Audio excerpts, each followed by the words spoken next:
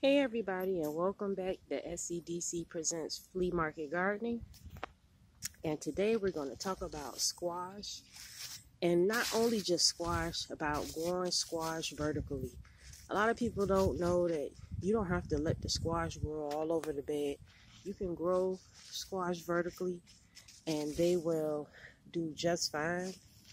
I am not only growing this squash vertically, but I'm growing it in a swimming pool.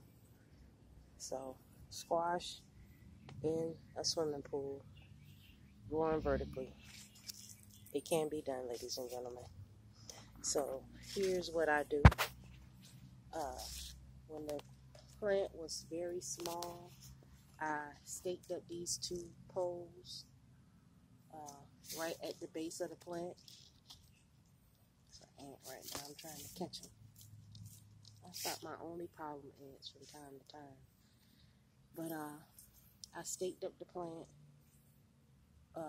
next to two poles, and basically what I'm gonna do is tie. I got some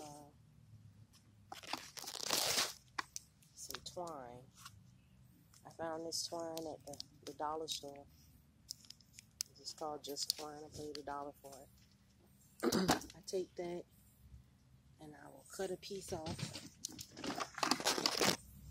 with the scissors. Do this left-handed. Cut off a piece of twine with the scissors, like this. And then you're going to find a nice spot, probably like right there. See that? I'm going to take this and loop it around. I'll loop it around.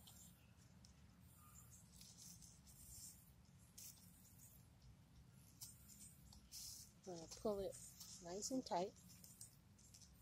And you're going to tie the squash up. Just put it in a knot and it'll tie up the squash really nice and provide it with some support so it's not drooping and it won't go anywhere. And that way I don't have to worry about space, because in container gardening, space is really, really important. And anyone who grows squash knows that squash gets really big and it grows really far and all over the place. So squash, just like the cucumbers, have flowers, just plain flower parts of the plant. Now these regular flowers, they won't become squashes, but this one, see, it has a baby squash already attached to it, and it has the flower that'll eventually, this flower will turn yellow, real big beautiful yellow flower, and the bees will come in and pollinate it, and this will become a squash. So don't be intimidated by this. Like I said, this is my flea market poolside squash growing pool. You get your front side view. It's very nice, very lovely.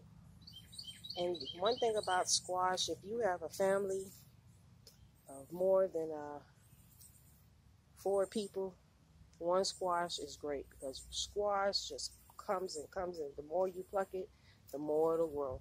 And usually it'll grow until it just dies off near the end of summer. So squash is really good. Maintenance, don't be afraid to get in there and cut some of those leaves off. They're absolutely huge. Get out of here, bug.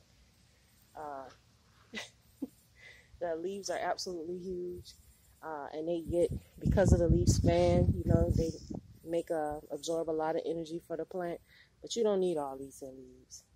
I stay cutting them off, you know, and just it doesn't hurt the plant at all. You know, it's very healthy, as you guys can see. We're right on target where we should be. This is all new growth, and there's probably gonna be some more squashes coming in there. These are just flowers, and they're gonna die off. Those flowers will just fall off and die pretty soon. So this is very easy to do. And these poles are really sturdy. These are tomato poles, and I've used these for a couple of years now, and I just hammered them in the ground, and they work really well. They're working really well so far, but I know they're going to do a good job. No fungus or anything. Really, you have to worry about squash bugs. The main thing you want to do when you're doing squash is turn the leaves over and check the back side of the leaves, because that's where the bugs hide. They ain't going to just sit on the front where you can spray them and kill them off. They're going to be, see that little ant? But that ain't bad. I'll let that ant have his way with 1 or 2 leaves maybe. And one good thing about a squash plant is that they like a lot of nitrogen. So if they don't get a lot of nitrogen, you can best believe that it's going to let you know it'll start turning a little bit lighter. The leaves will be really light, and the growth may be stunted. But it'll let you know. It'll let you know what you need. And squash isn't really difficult to grow. Like I said, if you have a lot of space and you're doing an earth bed, you can just put a seed in the ground and let the squash grow how it wants. But if you're planting in a container like I am, and you have limited space, you definitely want to trellis this thing where it goes up the pole, 1 stalk at a time. You know, and just like I said, trellis it off, tie it off, take your time. I don't have no but an extra hand available, but if I did, I would tie this off just into a regular old knot, and just tie it off into a regular old knot. And I ain't gonna be able to do this with one hand. Hold on, what is this? Let's put this down just for a second so we can get it tied up and you can see, and you won't be intimidated. There we go. There we go. Now we have a new spot tied up. There's the new tie. Set of focus. There's the new tie, and there's the 2 old ones. And then the one run right there. So we got it nice, propped up, nice and sturdy. It's not going anywhere. It's very, very stable. The roots and everything are healthy. I keep the low leaves trimmed so it's getting good aeration and airflow. That helps prevent the mold from developing. I also have a milk jug right here that I cut open to help feed it so I don't splash any water on the plant itself. And I just feed it normal. I fed the squash fish emulsion for an entire growing season and did really good with just fish emulsion. Or you can use whatever you choose. I wouldn't use a full strength fertilizer on this because it really doesn't need it, and you'll get huge leaves. You see how big this leaf is? You get really big leaves, but we're not growing leaves. We want to grow fruits. And I know this is a vegetable, but we call, in the growing world, we say it's fruits because it produces fruits. It's a plant, the plant itself, but it makes fruit for you to eat, vegetables, whatever, things for you to eat. So that's just a little gardening jargon and lingo.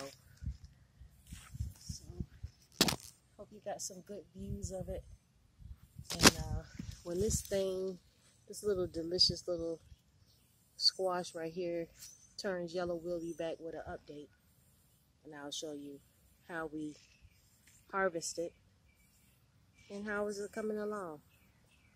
So if you like my video, please like and subscribe, and always give my videos a thumbs up, and just keep subscribing and liking and supporting our station. We're going to build with you guys and develop lots more content, and we just hope that you join our family and just stay in contact with us. Thanks so much, and you guys have a great day. Bye.